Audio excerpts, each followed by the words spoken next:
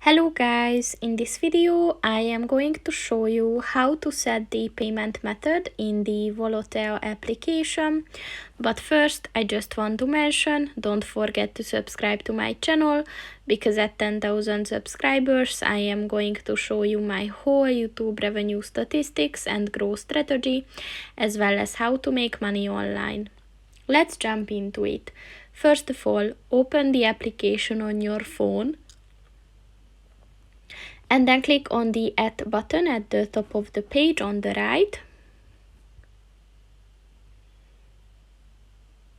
And then just scroll down and look for the Payment Methods button and click on that.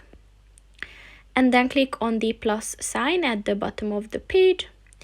And as you can see, there are two options that you can choose from, so choose either the credit/debit card or PayPal. And if you chose the credit card, you have to provide your card number, the expiry date, and you also have to set the card holder's name. Or you can just simply scan your card and then just save it, and the payment method is set.